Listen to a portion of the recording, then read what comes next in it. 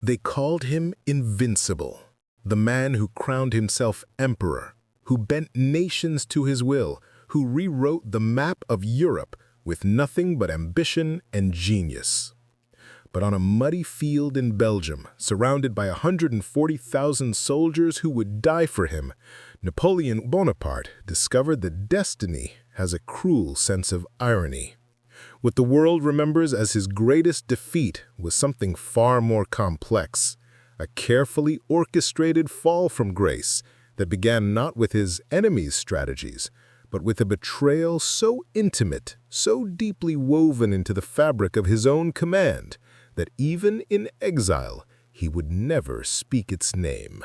The March sun cast long shadows across the Tuileries Palace as Napoleon Bonaparte stood before the enormous map of Europe spread across his mahogany desk. His fingers, those same fingers that had once traced the contours of continental conquest, now trembled slightly as they hovered over Belgium. 100 days. That was all the time Europe had given him since his escape from Elba, and already the vultures were circling.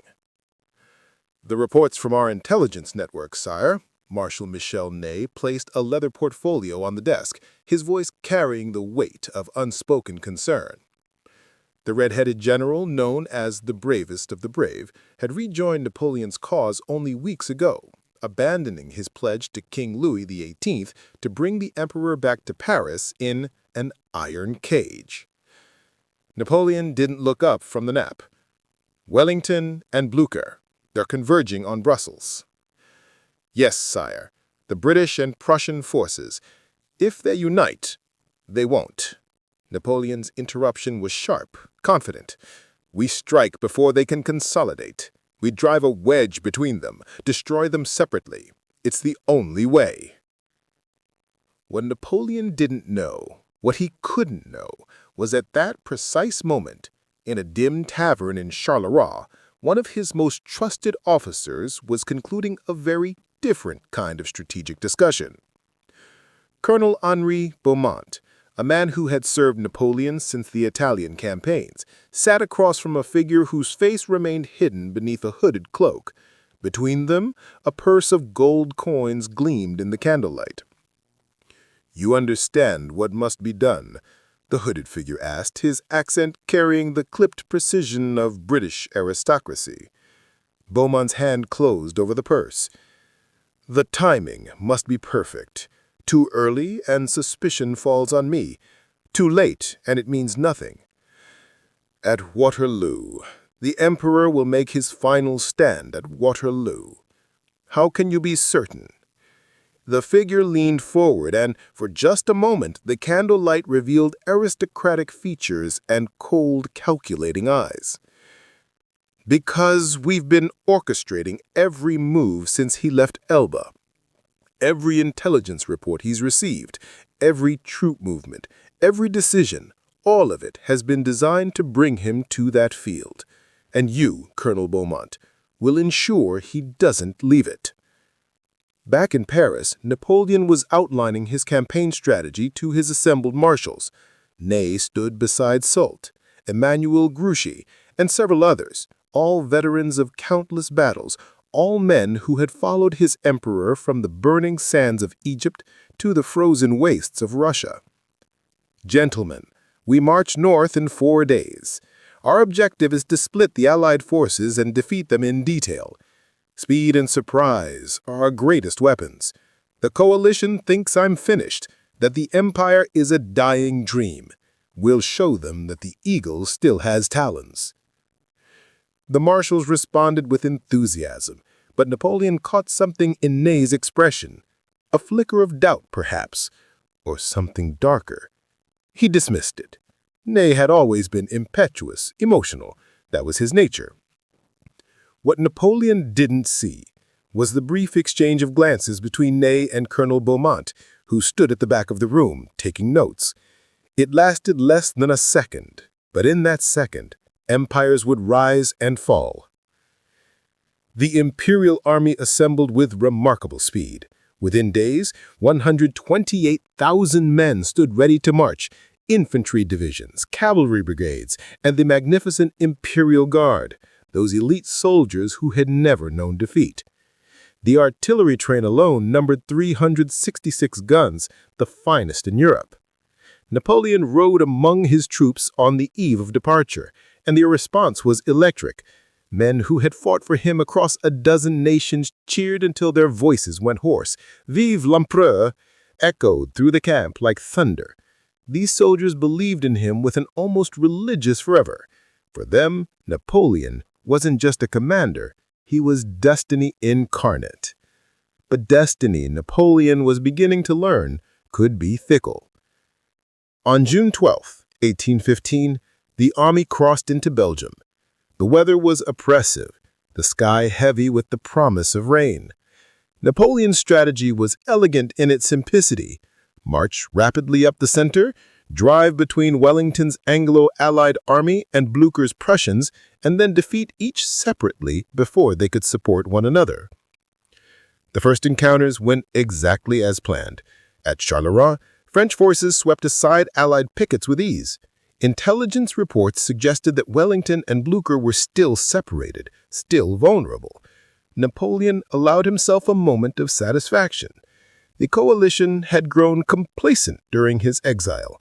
They had forgotten what it meant to face the master of operational warfare. On June 15th, Napoleon established his headquarters in Charleroi. Maps were spread across every available surface, showing troop positions, roads, and topographical features. Colonel Beaumont was there, as always, ensuring that every report reached the emperor. "Sire, the Prussians are concentrated near Liège. Marshal Blücher himself commands, approximately 84,000 men. And Wellington? Scattered, sire. His forces are spread across a wide front. He appears uncertain of our intentions." Napoleon studied the map with the intensity that had won him 50 battles. "We attack the Prussians tomorrow. Ney will hold Wellington and Creuse at Quatre Bras while we crush Blücher. Once the Prussians are broken, we turn on Wellington with our full strength." It was a sound plan, perhaps too sound, because what Napoleon didn't know was that at that precise moment, Beaumont had already altered 2 critical intelligence reports that night. Small changes, just a few adjustments to reported troop strengths and positions. Nothing obvious, nothing that would raise suspicion, but enough to matter when the time came. The Battle of Liège began on June 16th under a blazing sun. Napoleon personally directed his 68,000 troops against Blücher's Prussian army in what would become one of his final tactical victories. The fighting was savage, brutal, a grinding match of artillery and infantry assault that left thousands dead in the summer heat. Marshal Ney, meanwhile, was supposed to be holding Wellington's forces at Quatre Bras, but conflicting orders that had passed through Beaumont's hands, created confusion. Ney's assault was fierce but uncoordinated. The British held their ground, and crucially, Ney failed to prevent them from retreating in good order. By nightfall, Napoleon had technically won at Liège. The Prussians retreated, and old Blücher himself was thrown from his horse and nearly captured. But it wasn't the decisive victory Napoleon needed. The Prussians remained intact as a fighting force, and Wellington had successfully withdrawn to a new position. "Where are the Prussians going?" Napoleon demanded following the fall of rain and heavy sheets on June 17th. "Beaumont, what do our scouts report?" "East, sire," Beaumont replied smoothly, presenting a report that he had personally edited just an hour before. "They're retreating toward Liège, away from Wellington."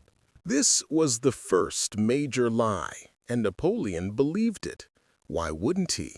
Beaumont had been with him for 15 years. The truth was that the Prussians were moving north to Wavre, a position from which they could still support Wellington. "Then Wellington is isolated," Napoleon concluded. "We pursue him. He's taken a position near a town called Waterloo, sire. Mont Saint-Jean, just south of Waterloo." Napoleon smiled. It wasn't a pleasant expression. "Good. We'll crush him there. Send orders to Grouchy. He's to pursue the Prussians and ensure they don't interfere. The rest of the army concentrates against Wellington. But the order to Grouchy, which passed through Beaumont's hands, was deliberately vague about the Prussians' actual position. It would ensure that Grouchy, commanding 33,000 men, would be too far away to help when the battle began. As night fell on June 17, Napoleon's army took position facing Wellington's forces across the valley of Mont Saint-Jean. The rain had turned everything to mud, thick, sucking mud that would slow cavalry charges and artillery movements.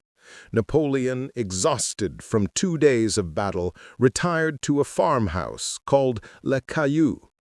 He couldn't sleep. Something nagged at him, some instinct honed by 100 campaigns. He rose and studied his maps again by candlelight. The positions looked right. The intelligence seemed solid. Wellington had approximately 68,000 men holding a ridgeline. Good defensive ground, but Napoleon had broken stronger positions. The Prussians were supposedly a day's march away, too far to matter. Still, the unease persisted. In another part of the camp, Colonel Beaumont was burning papers in a small fire. They were the original, unaltered intelligence reports, the ones that showed the true Prussian positions, the accurate assessments of Allied strength, the warning signs that Napoleon's enemies had been manipulating his information for weeks. "Tomorrow," Beaumont whispered to himself as the papers turned to ash. "Tomorrow it ends." What Beaumont didn't know, what no one in that rain-soaked camp could know, was that the web of deception extended far beyond his own betrayal. Forces were in motion that would transform the Battle of Waterloo into something far more profound, the death knell of an age. The rain continued through the night, drumming against canvas and turning the roads to rivers of mud. Napoleon's soldiers tried to sleep in their sodden uniforms, dreaming of glory, while the earth itself seemed to conspire against them. And in Brussels, the Duke of Wellington sat in his headquarters reviewing his own intelligence reports, the real ones, which showed exactly where Napoleon's forces were concentrated, exactly what the Emperor planned, and exactly how vulnerable he truly was. "He's taken the bait," Wellington remarked to his aide. "Every piece of false intelligence we've fed him through Beaumont has been swallowed whole. He thinks we're weaker than we are, that Blücher is farther away than he is, that victory is certain." And tomorrow, Wellington walked to his window and looked out at the rain. "Tomorrow we see if pride truly does precede the fall." Neither Wellington nor Beaumont realized that their careful conspiracy was itself part of a larger game, one that involved not just military strategy, but the very question of what Napoleon Bonaparte had become and what Europe needed to believe about power, destiny, and the fall of tyrants. The night wore on. Lightning flashed across the Belgian countryside, and in his farmhouse headquarters, Napoleon Bonaparte finally fell into troubled sleep, dreaming of past glories, while the future assembled its artillery against him. Dawn broke reluctantly over Waterloo on June 18, 1815, revealing a landscape that seemed designed to frustrate military genius. The rain had finally stopped, but it had left behind a morass that would challenge every assumption of Napoleonic warfare. Napoleon emerged from the Caillou at 6 in the morning, his normally immaculate uniform already mud-splattered. He surveyed the field with his telescope, studying the ridge where Wellington's forces waited. The British commander had chosen his ground well, a reverse slope that would hide most of his troops from French artillery fire, with strong points anchored at Hougoumont Farm on the right and La Haissante in the center. "The ground is too soft," Marshal Soult observed, his voice heavy with concern. "The artillery will have difficulty moving into position, and cavalry charges—" "The ground will dry," Napoleon interrupted, his tone brooking no argument. "We delay the attack until midday. By then the mud will have hardened enough. Besides, it gives Grouchy more time to complete his pursuit of the Prussians." This was the second fatal assumption. The delay would indeed help the French artillery deploy, but it would also give Blücher's army precious hours to march toward Waterloo. And Grouchy, misled by Beaumont's altered orders, was marching in entirely the wrong direction. Colonel Beaumont stood nearby, his expression carefully neutral. In his saddlebag he carried the latest false reports, documents that would confirm the Prussians were still moving away from the battlefield. He only had to wait for Napoleon to request an update. But something unexpected happened at 9 a.m. A young cavalry officer, Lieutenant Dubois, rode in at full gallop, his horse nearly collapsing from exhaustion.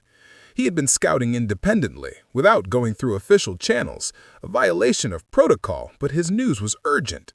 "Sire," Dubois gasped, sliding from his saddle, "the Prussians! I've seen them with my own eyes. They're marching from Valves, not Liège.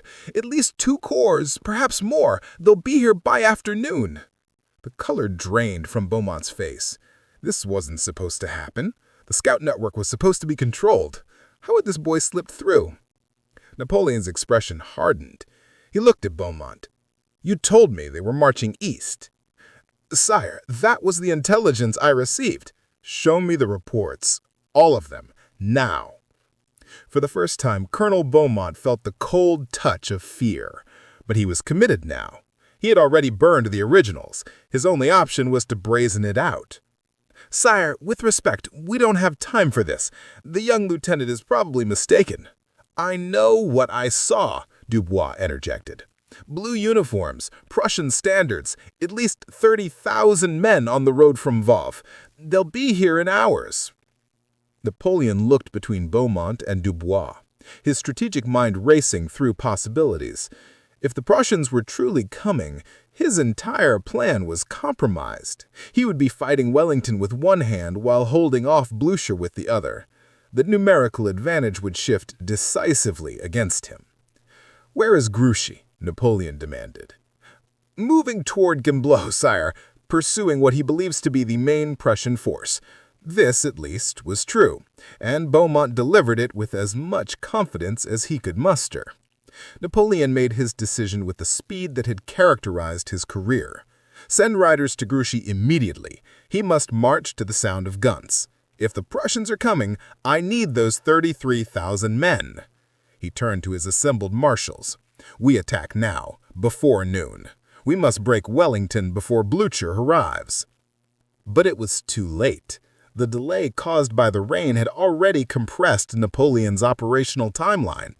Even if Grouchy received the orders and moved immediately, he couldn't reach Waterloo until evening, and the mud, while somewhat improved, was still far from ideal.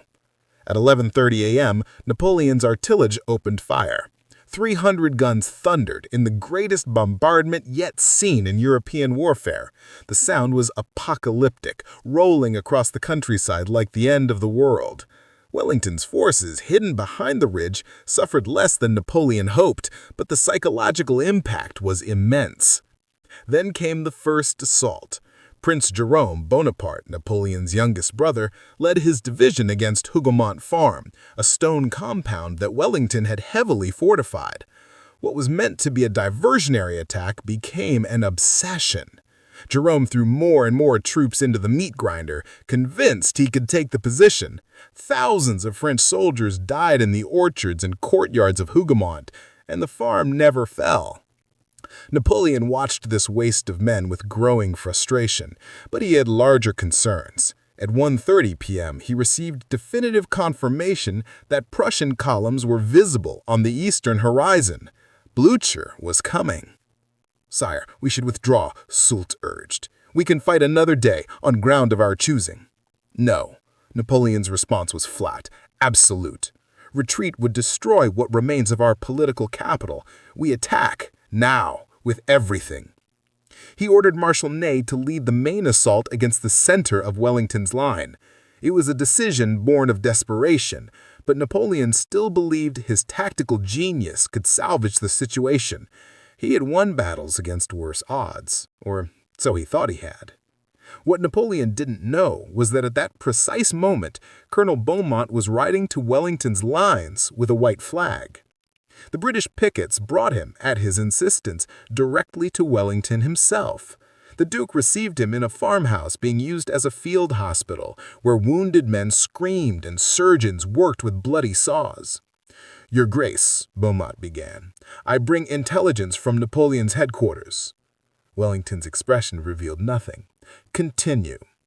"The Emperor has committed his reserves too early, pursuing the Huguenot diversion. His Imperial Guard is moving to meet the Prussian threat on his right flank. The center will be weakest in precisely 45 minutes. If you launch your cavalry then—" "Why are you telling me this?" For the first time, Beaumont's carefully maintained composure cracked. "Because I was paid to ensure Napoleon's defeat, but I never imagined the scale of slaughter today. Thousands are dead already. This must end." Wellington studied him with cold calculation. "You're asking for absolution? I'm asking that when you write the history of this day, you remember that some men tried to limit the carnage." "What you're asking for," Wellington replied, "is impossible. History will record a glorious victory for the Alliance and a catastrophic defeat for Napoleon. Your role, whatever it was, will be forgotten. Now go, before I have you shot as a spy." Beaumont rode back to French lines, his mission accomplished but his soul in ruins. He had betrayed his emperor for gold, but in the moment of supreme crisis he had discovered that betrayal had a cost he hadn't anticipated. The main French assault began at 2 p.m. Marshal Ney, his judgment clouded by the carnage and confusion, led charge after charge of French cavalry against Wellington's infantry squares. It was magnificent and futile. The British squares held, and French horsemen died by the hundreds, their mounts unable to penetrate the forests of bayonets, their riders cut down by disciplined volleys. "The cavalry!" Napoleon shouted from his command post, watching in horror as Ney squandered his mounted reserve. "He's sending in the cavalry without infantry support. What is he thinking?" But Napoleon couldn't intervene directly. He was now fighting two battles, Wellington in front, the arriving Prussians on his right flank. He had dispatched the young guard to hold the village of Plancenoit against Blucher's advance units, but it was a holding action, nothing more. At 4 p.m., a cannonball killed Napoleon's horse. He remounted immediately, but the near-death experience seemed to crystallize something in his mind. He looked around at the battlefield, at the corpses piling up before Wellington's squares, at the smoke and confusion, at his marshals' desperate faces, and perhaps for the first time that day he truly understood how badly things had gone wrong. "The reports," he said quietly to Soult, "all the intelligence reports from the past week. Find them. I want to review them." "Sire, we're in the middle of a battle." "Do it!" But the reports were already ashes in a dead campfire, and Beaumont was nowhere to be found. The crisis came at 6 p.m. Napoleon had one last card to play. His Imperial Guard, his elite reserve of 8,000 veteran soldiers who had never known defeat. He formed them into massive columns and personally led them toward Wellington's center. "The Guard commits!" the cry went up across the battlefield.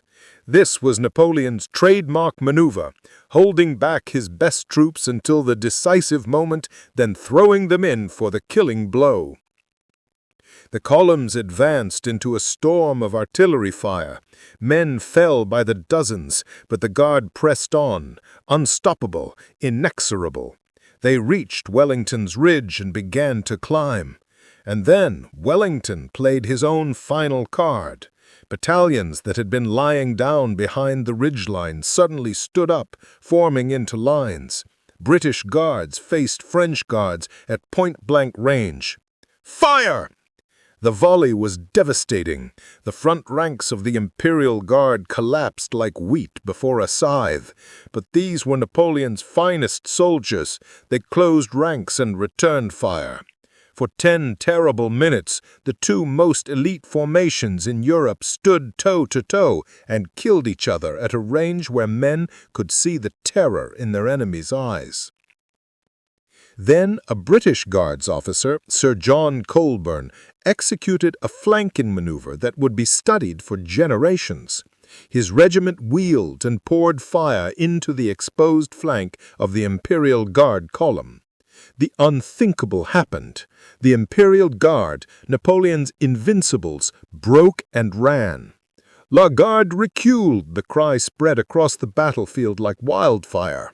The Guard retreats. It was impossible, unimaginable, and therefore utterly devastating to French morale. Napoleon tried to rally them personally, riding forward and shouting orders, but it was too late. The Guard's retreat triggered a general collapse. Entire divisions dissolved into panicked mobs. Wellington, sensing the moment, ordered a general advance. At 7:30 p.m., as the sun finally broke through the clouds for the first time all day, Napoleon's army ceased to exist as a coherent fighting force. Men threw away their weapons and ran. Cannon were abandoned. The carefully organized military machine that had marched into Belgium less than a week ago was now a rabble fleeing in terror. Napoleon himself was nearly captured. His old guard formed a final square around him and fought a desperate rearguard action while their emperor escaped. Colonel Beaumont, caught in the rout, found himself riding alongside the imperial carriage as it fled south. Through the window, he caught a glimpse of Napoleon's face, not angry, not even particularly sad, just haunted, lost. The face of a man who had suddenly understood that everything he believed about himself might have been a lie. The Prussians, arriving in full strength now, pursued the French with savage enthusiasm. Blucher, the old warrior, wanted to turn defeat into annihilation. French soldiers were cut down in the thousands, trapped between Prussian cavalry, and their own army's collapse. By midnight, it was over. The Battle of Waterloo had cost approximately 50,000 casualties in one day.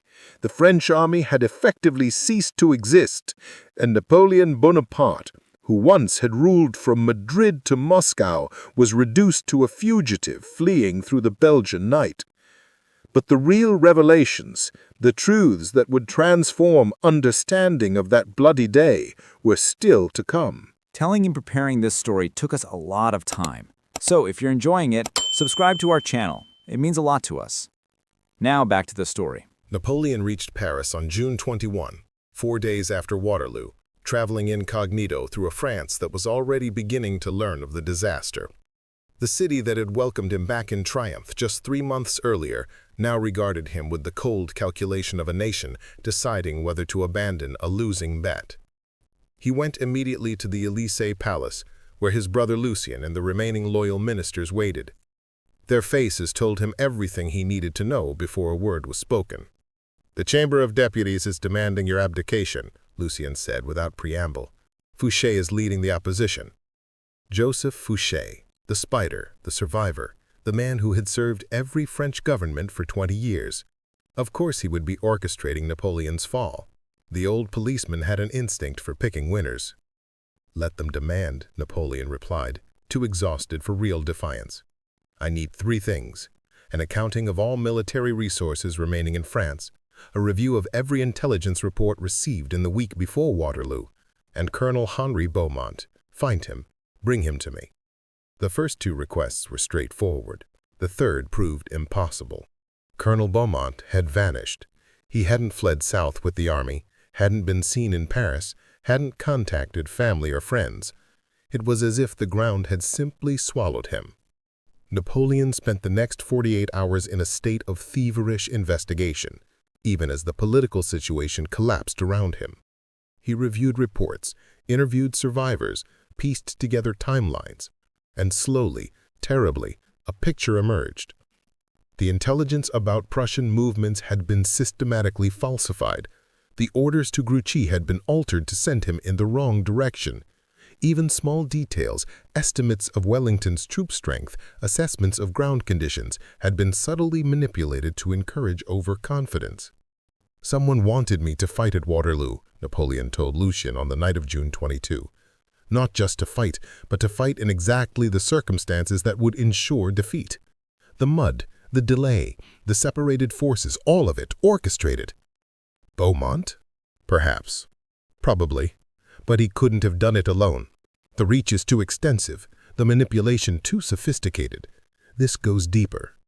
Before they could pursue the investigation further, Fouché made his move. The Chamber of Deputies voted overwhelmingly for Napoleon's abdication.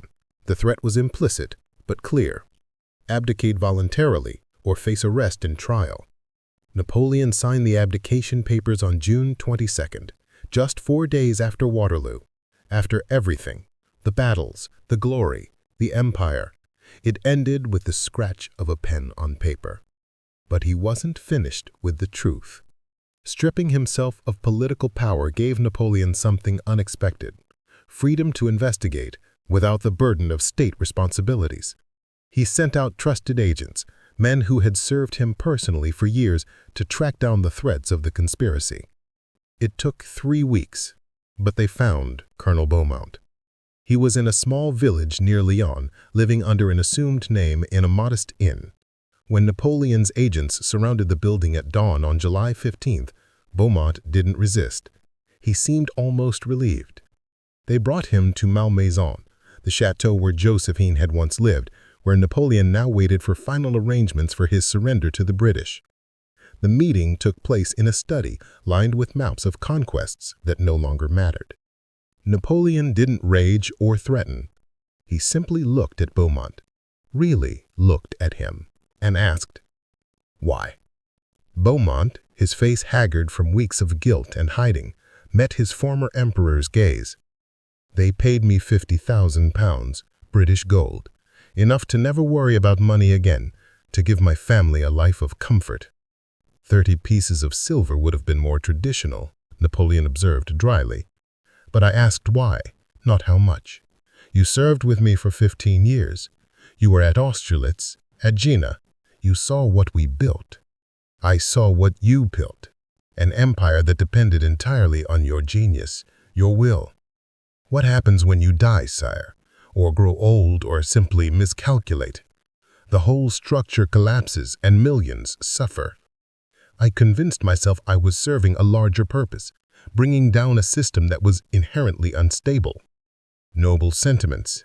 Did the British provide them along with the gold, or did you compose them yourself afterwards to help you sleep? Beaumont flinched. "You have every right to hate me." "I don't hate you, Colonel.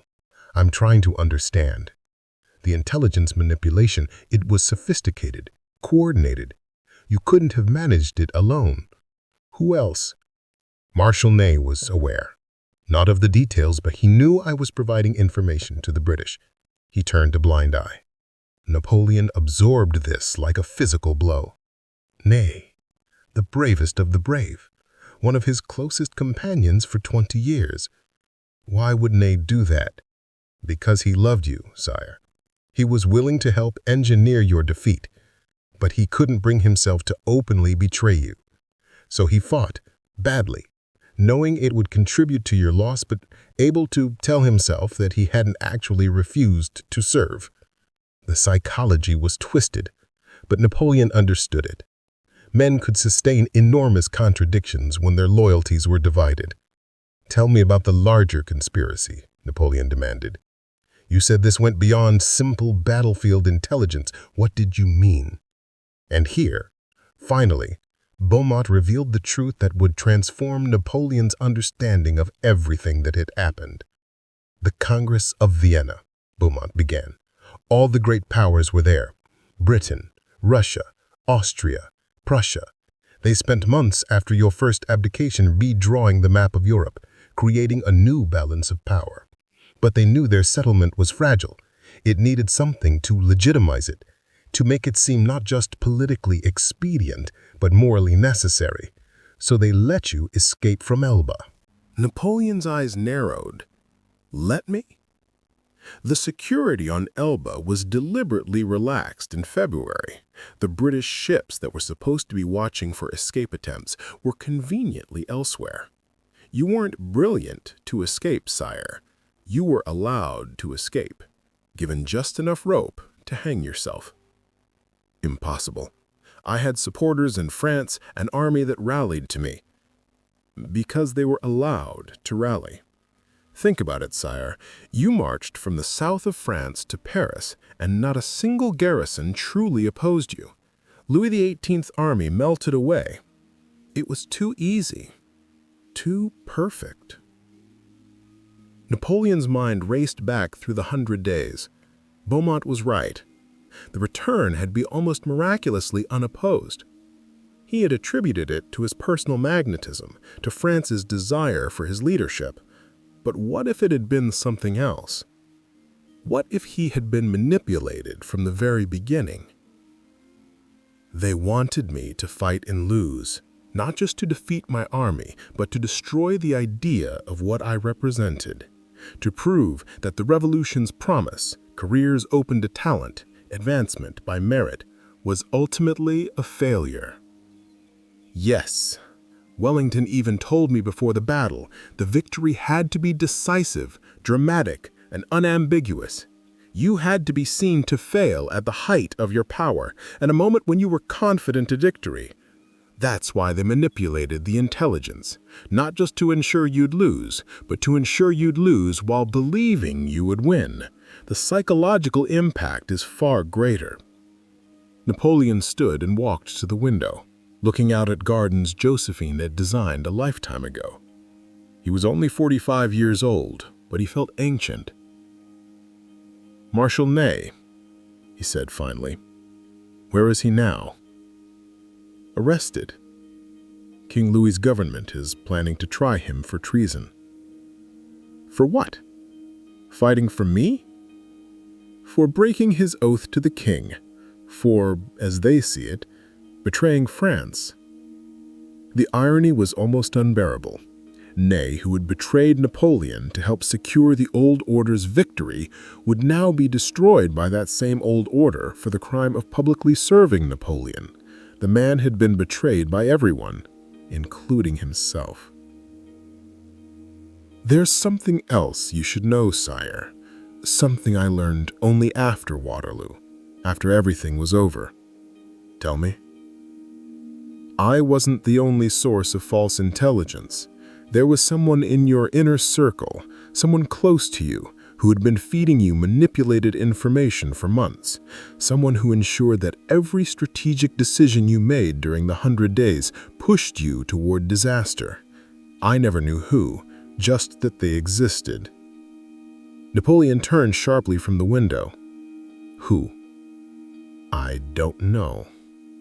I was told only that there was a deeper agent, someone whose identity was protected even from the British handlers, someone who had been in position for years, waiting for this exact opportunity." This was the final revelation, the one that would haunt Napoleon for the rest of his life. Someone in his innermost circle, someone he trusted completely, had been undermining him all along, and he would never know who. "Why are you telling me this now? After everything, why confess?" Beaumont looked down at his hands. "Because it didn't end the way we thought it would, sire. The Allies won, yes. You lost. But the cost? 50,000 casualties in one day. And now I read reports from Paris. There's a revolutionary stirring again, workers talking about rights, about representation. The restored monarchy is already unpopular. Within a generation, there will be another revolution. 2 generations, another.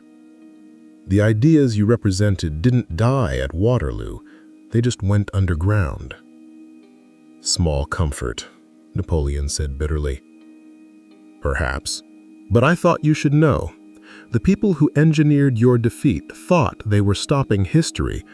They were only delaying it. Napoleon called for guards to take Beaumont away. As the colonel reached the door, Napoleon spoke once more. For what it's worth, Colonel, I believe you when you say you thought you were serving some larger good. Men have justified greater crimes with less convincing arguments. But answer me one thing truthfully. Do you sleep well at night? Beaumont's answer was barely audible. No, sire. I haven't slept well since Waterloo. I don't think I ever will again. After Beaumont was gone, Napoleon sat alone in the gathering darkness. He thought about the battle, about the conspiracy, about the unknown traitor who remained unidentified.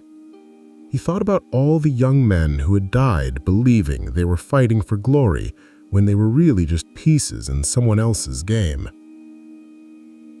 Most of all, he thought about what Beaumont had said about ideas not dying, only going underground.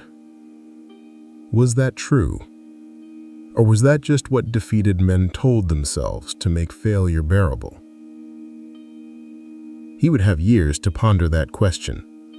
The British were coming to collect him soon, to take him to St. Helena, a speck of rock in the South Atlantic, where he would spend his remaining days as a prisoner. But before he left France forever, Napoleon had one final task.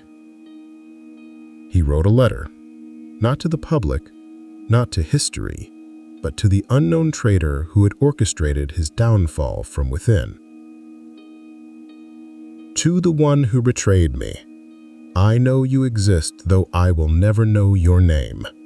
You won. The empire is gone, I am defeated, and the old order congratulates itself on restoring stability. But hear this. You cannot kill an idea with conspiracy. You cannot stop history with manipulation. The France I helped create, where talent matters more than birth, where ambition is virtue, not vice, that France will return. Perhaps in 10 years, perhaps in 50, but it will return. And when it does, your victory will be revealed as merely an intermission, not an ending. You thought you defeated Napoleon Bonaparte. You only defeated a man. The idea marches on. He never sent the letter. There was no address to send it to. That writing it gave him a strange peace. He folded it carefully and placed it in the lining of his traveling case, where it would remain hidden until his death 6 years later.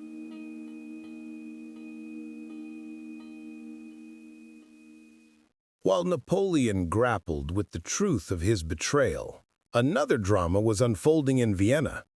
The Congress had reconvened in the wake of Waterloo to finalize the post-Napoleonic order. Ministers and diplomats from every major European power filled the halls of the Hofburg Palace, congratulating themselves on their victory and dividing the spoils. Among them was a figure who moved through the glittering assemblies like a shadow, never the center of attention, but always present, always listening. Prince Armand de Montfort, a minor French aristocrat who'd spent the revolutionary years in exile and returned to France with the Bourbon Restoration.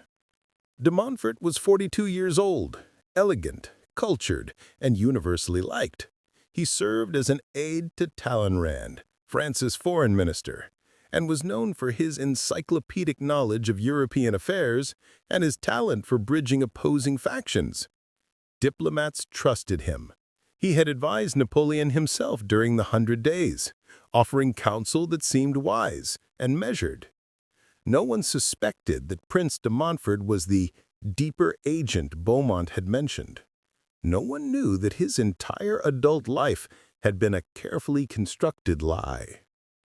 The truth was more complex and more terrible than even Beaumont had guessed. De Montfort's family had been destroyed during the Terror. His father, mother, and sister had all been guillotined in 1793.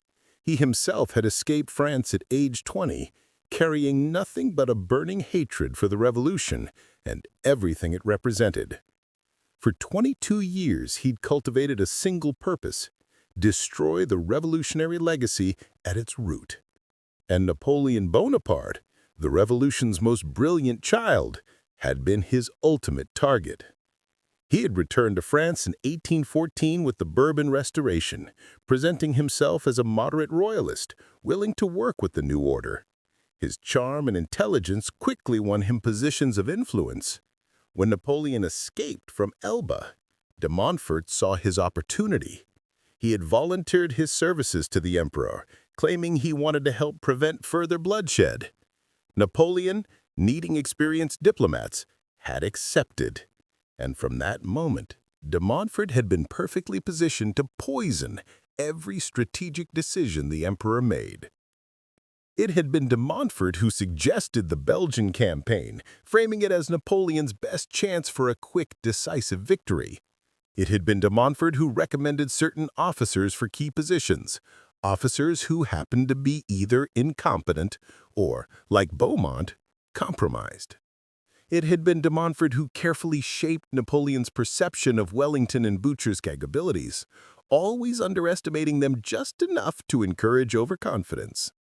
And most brilliantly, de Montfort had done all of this while appearing to be Napoleon's devoted servant, offering advice that seemed sound, but consistently led toward disaster. Now, in Vienna, de Montfort walked through the celebration of Napoleon's defeat with quiet satisfaction. He stopped at a balcony overlooking the city, enjoying a rare moment alone. "A triumph of the old order," a voice said behind him. De Montfort turned to find Metternich, Austria's brilliant foreign minister, holding 2 glasses of wine. The Austrian statesman handed one to de Montfort with a knowing smile. "You played your role well," Metternich continued. "Napoleon never suspected?" "Never. He was so convinced of his own genius that he couldn't imagine someone in his inner circle systematically undermining him. He looked for betrayal in the obvious places, among his marshals, in the British intelligence network, but never in the quiet aide who simply offered suggestions." "And Beaumont, he was useful."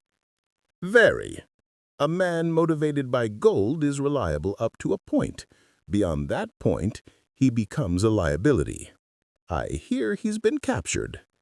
"Napoleon has him," Metternich confirmed. "Will he talk?"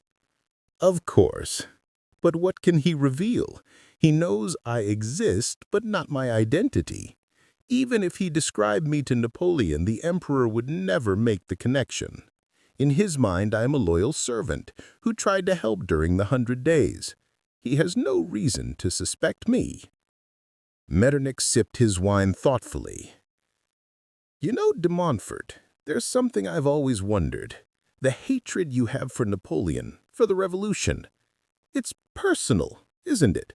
This wasn't just about political philosophy or restoring the old order." "They killed my family. My father was a good man. He never oppressed anyone, never abused his privileges.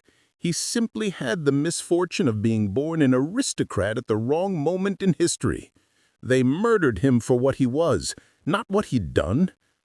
The revolution, for all its talk of liberty and justice, was nothing but mob rule sanctified by rhetoric.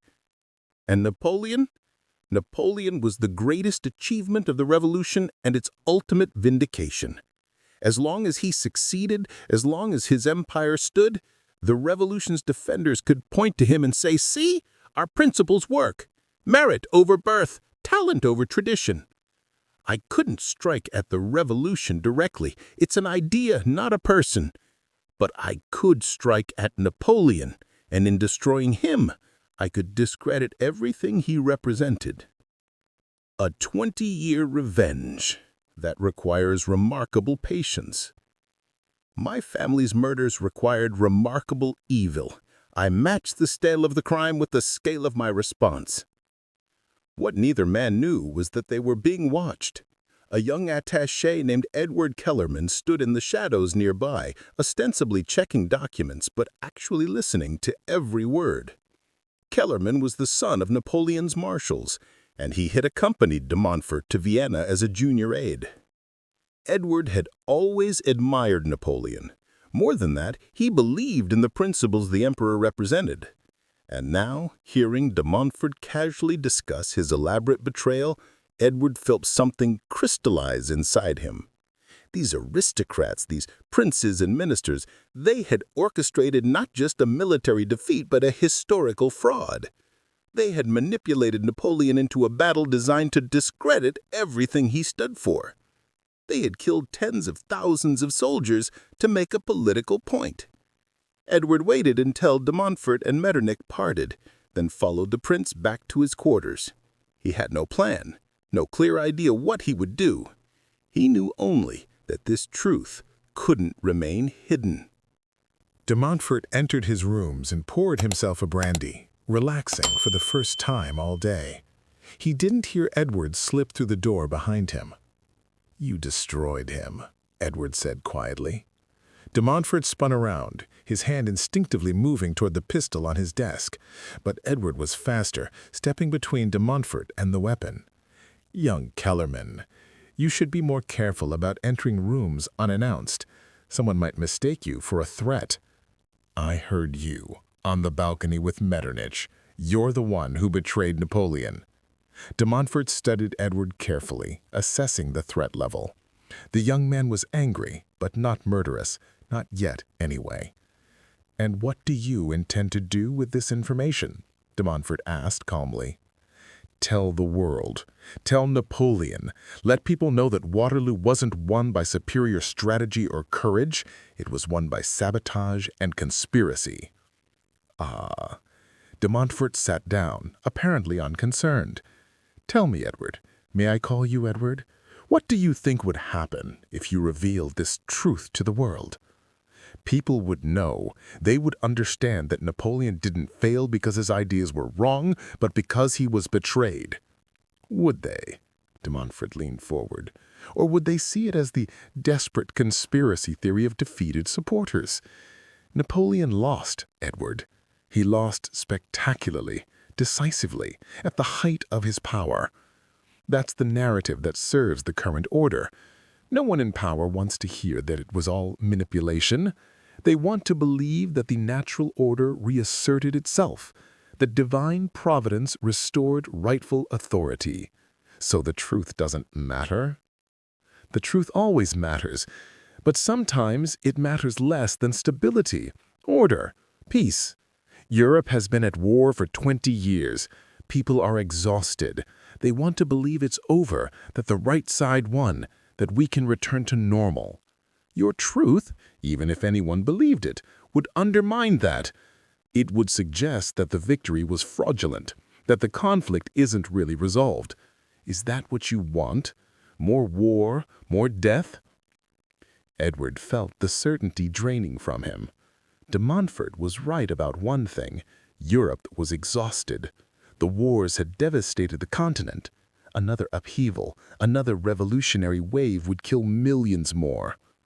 "You see the dilemma," de Montfort continued softly. "Sometimes the noble thing is to let the lie stand, to let people believe a comfortable falsehood rather than an uncomfortable truth. Napoleon is defeated. The empire is gone. The old order is restored.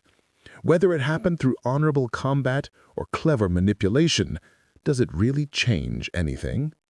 "It changes everything," Edward insisted, but his voice lacked conviction. "Does it? Tell me, Edward, if you reveal my role, what happens to me? I'll be tried, certainly, executed probably, and I'll become a martyr for the reactionary cause. Napoleon's supporters will use my execution as proof of their victimization. The fragile peace will fracture, and for what? To satisfy your sense of justice?" Edward stood there, torn between truth and consequences. Finally, he asked, "Why did you really do it? Don't tell me about your family or the revolution. Tell me the real reason." De Montfort was silent for a long moment. Then, "Because I wanted to prove that history isn't made by great men. I wanted to demonstrate that even someone as brilliant as Napoleon Bonaparte could be brought down by careful planning and patient manipulation. The cult of the genius, the hero, the indispensable man. It's dangerous. It makes people believe that one person can shape destiny, that individual will can overcome everything. I wanted to show that no man, no matter how talented, is bigger than the system that contains him." "And you succeeded." "Yes, though I'm beginning to suspect it was a Pyrrhic victory. Bowman told me something before he disappeared. He said Napoleon's ideas wouldn't die, just go underground. I'm starting to think he was right. You can destroy a man, but destroying what he represents, that's much harder." Edward made his decision. "I won't reveal you," he said finally. "Not because I agree with you, but because I think you're right about the consequences. But I want something in return." "Name it." "Marshal Ney. He's being tried for treason. You have influence with the Bourbon government. Save him. If you can orchestrate Napoleon's defeat, you can certainly arrange for one marshal to avoid execution." De Montfort considered this. Ney was partially complicit in the betrayal. He knew Beaumont was compromised. "Why do you want to save him?" "Because he fought at Waterloo. Whatever his doubts, whatever his divided loyalties, he actually took the field and risked his life. That deserves something." "Very well. I'll see what I can do. Though I make no promises. The Bourbons want blood, and Ney is a tempting target." Edward turned to leave, then paused at the door. "One more thing. Napoleon wrote a letter before he left France. It's hidden in his personal effects. He addressed it to you, to the unknown betrayer. When he dies, it will be found. I thought you should know that he knew someone close to him had betrayed him. He never stopped looking for you." After Edward left, de Montfort sat alone in the darkness. He thought about Napoleon's letter, about being hunted by a defeated man across the years. He thought about Edward's question, why had he really done it? The truth, which he hadn't admitted to himself until now, was simpler and darker than ideology or revenge. He had done it because he could, because the opportunity to topple history's titan had been too tempting to resist, because somewhere in his soul he had needed to prove that he was smarter than Napoleon Bonaparte.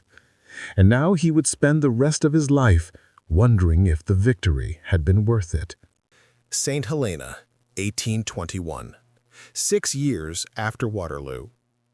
Napoleon Bonaparte lay dying in a damp room on a rock in the middle of the Atlantic Ocean. Stomach cancer was eating him from within, but it was boredom and isolation that had truly broken him. For 6 years, he had been a caged eagle, dictating his memoirs to whoever would listen, replaying his battles, reshaping his legacy for posterity. But in his final days, alone in the darkness, he thought not about his victories, but about the mystery he had never solved. Who was the deep agent? Who had been close enough to poison every decision, to guide him toward disaster with such exquisite precision? He had spent 6 years reviewing every conversation, every piece of advice, every recommendation from those final months. He had mentally cataloged everyone in his inner circle, analyzing their actions, searching for the pattern that would reveal the traitor. Sometimes he thought it was Talleyrand, but the old diplomat had been in Vienna during the critical period. Sometimes he suspected Suchet, but the police minister had been too obvious a villain. Sometimes he even wondered if the traitor had been himself, if some part of his subconscious had engineered his own defeat because he couldn't bear the weight of empire anymore.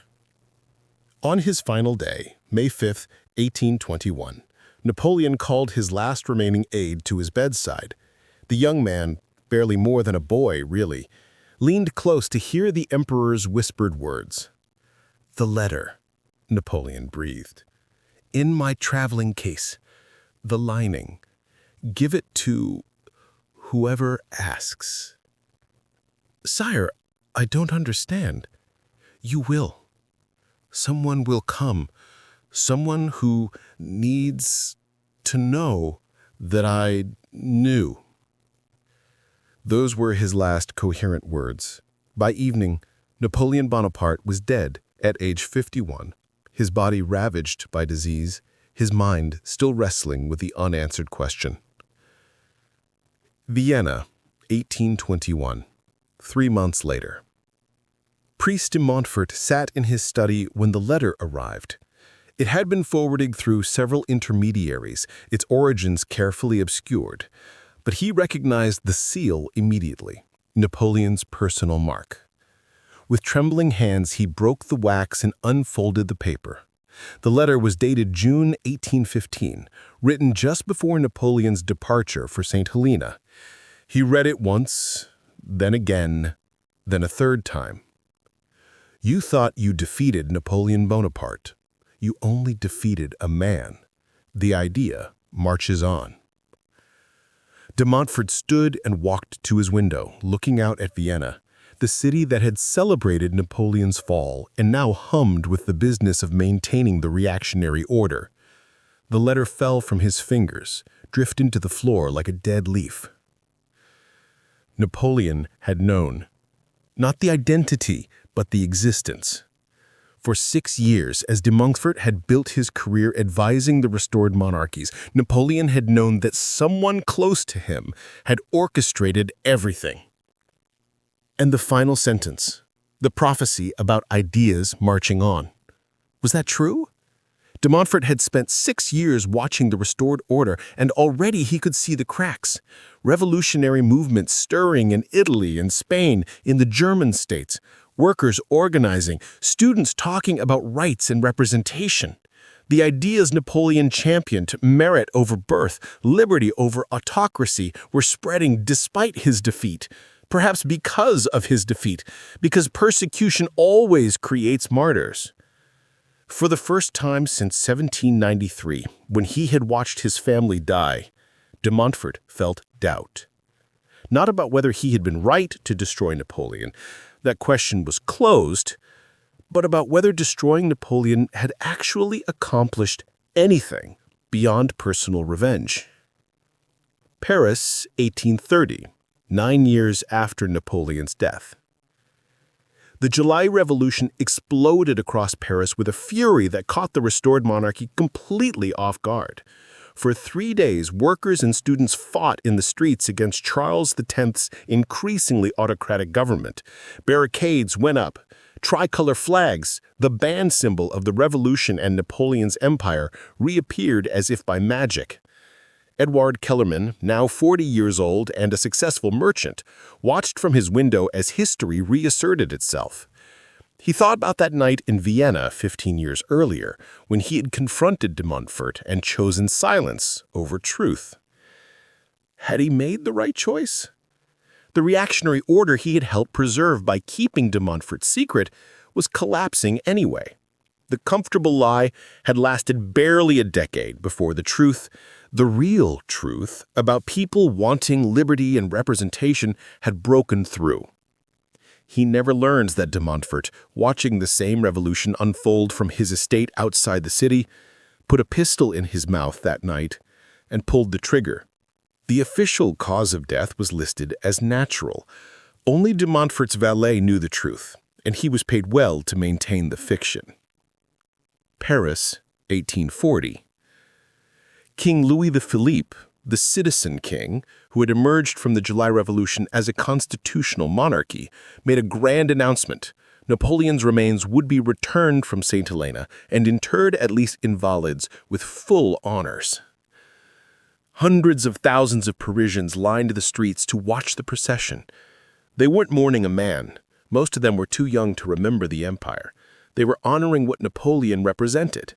The possibility of greatness through merit, the dream that talent and ambition could overcome the accidents of birth. Among the crowd was an elderly woman who had once been married to Colonel Henry Beaumont. He had died in 1832, drinking himself to death in a provincial town where no one knew his history. In his final delirium, he had confessed everything to her: the betrayal, the conspiracy, the gold. She had kept his secret, as she had kept so many secrets in her life.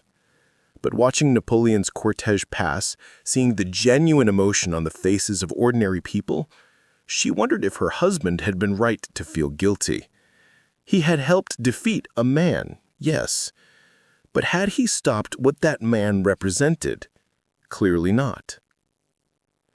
The resolution comes not with a single dramatic revelation, but with the slow unfolding of historical truth across decades. Marshal Ney, despite Edouard's plea, was executed by firing squad in December 1815. His last words were, "Soldiers straight to the heart." He became a martyr for the Napoleonic cause, proof that the restored monarchy was as tyrannical as what it had replaced. Colonel Beaumont's confession, written shortly before his death, was discovered by historians in 1867 and published, causing a sensation. The systematic manipulation of Napoleon's intelligence became public knowledge, reshaping understanding of Waterloo. Prince de Montfort's role remained hidden longer. It wasn't until 1889, when his private papers were discovered during the renovation of his estate, that the full extent of his betrayal became clear. The revelation sparked fierce academic debate. Some historians called him a traitor worse than Beaumont. Others argued he was a patriot who prevented Napoleon from plunging Europe into another decade of war. The deeper truth, the one that emerges only with the perspective of centuries, is more nuanced. Napoleon did lose at Waterloo because of systematic betrayal. The intelligence was manipulated, his decisions poisoned, his confidence exploited. But he also lost because he had become predictable. The brilliance that had won him 50 victories had calcified into patterns his enemies could anticipate and exploit. The conspiracy didn't create Napoleon's weaknesses. It simply made sure those weaknesses would be fatal at the critical moment.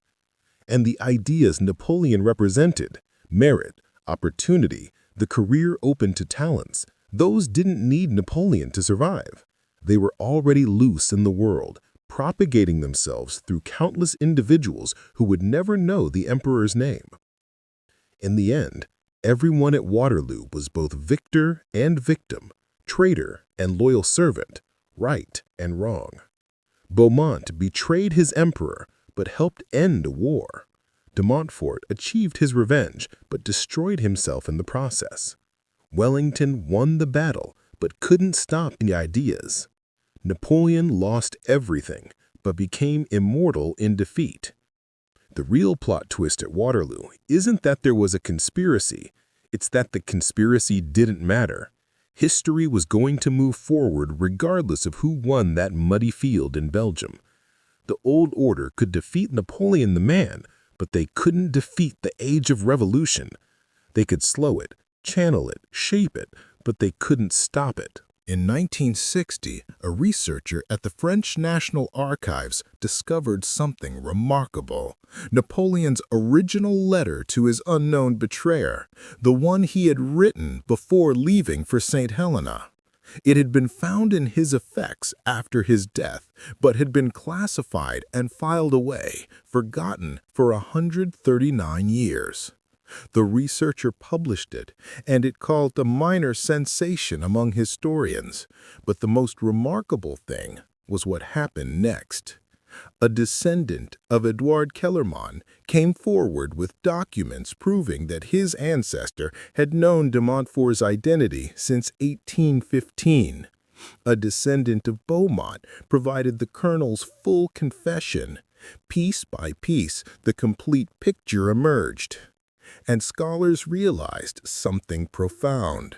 The conspiracy had always been semi-public knowledge. Multiple people knew parts of it. Documents existed. But for 150 years, no one had assembled the full picture because the official narrative Wellington's brilliant victory over Napoleon's overconfidence was simply more convenient for everyone involved.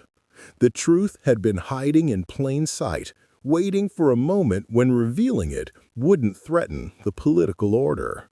By 1960, with the age of empire long dead and democratic revolutions successful across Europe, the truth about Waterloo could finally be told without threatening stability.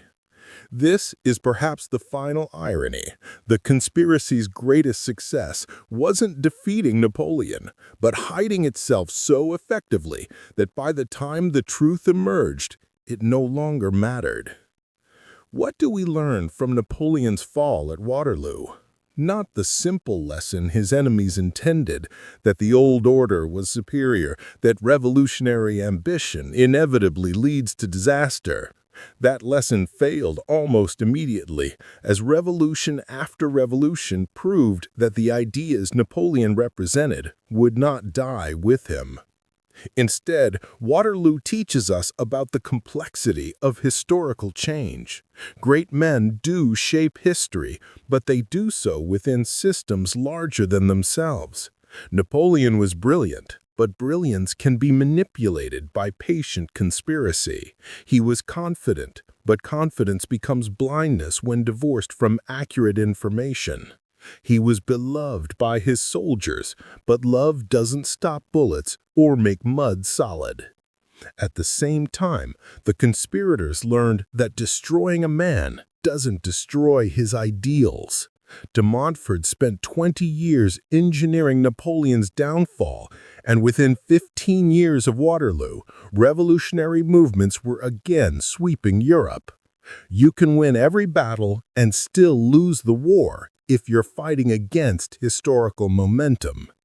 The real lesson of Waterloo is about the limits of both individual agency and systematic control. Napoleon couldn't transcend the limitations imposed by betrayal and false intelligence. His enemies couldn't stop the ideas he represented from spreading. Everyone involved discovered that history is neither made by great men nor by conspiracies, but by the complex interaction between individual will and collective forces too large for any person or group to fully control. Perhaps that's why Napoleon's story resonates across centuries.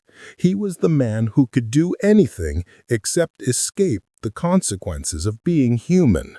He was defeated not by superior virtue or divine judgment, but by the banal reality that trust can be betrayed, information can be manipulated, and even genius has limits. And in his defeat, he paradoxically achieved a kind of victory his enemies never anticipated.